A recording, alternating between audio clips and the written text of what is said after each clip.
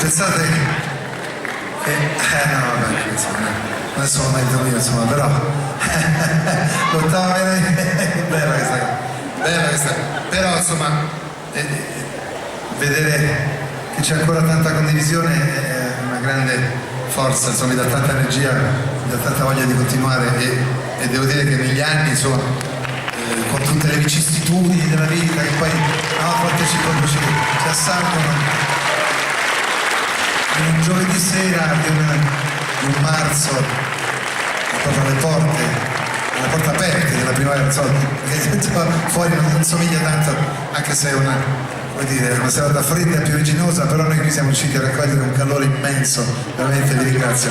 Io non so quando mi raffredderò, a che ora riuscirò a far calare tutta questa energia, questa meraviglia, no? E quindi poi devo dire che qualcuno di voi ha fatto anche qualche sforzetto per essere qui e quindi vi ringrazio ancora di più, perché quando ci sono queste serate un po' così, no? Un po' brutte, che non ti vogliono proprio ad uscire, ci deve essere proprio una motivazione valida e quindi e voi l'avete trovata, mi auguro.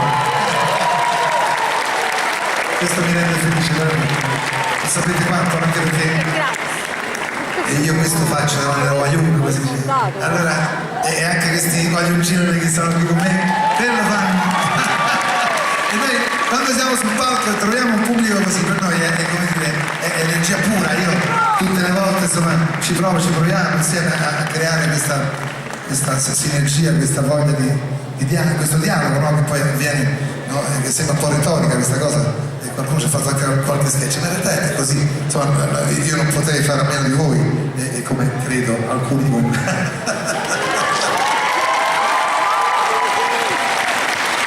Allora, siccome è successa una cosa l'anno scorso molto bella, e qualcuno mi ha anche rivoluto su un palcoscenico molto importante, insomma, che ho frequentato spesso, e tutte le canzoni, quasi tutte le canzoni che ho presentato questa sera hanno fatto parte di sono state presentate su quel palcoscenico.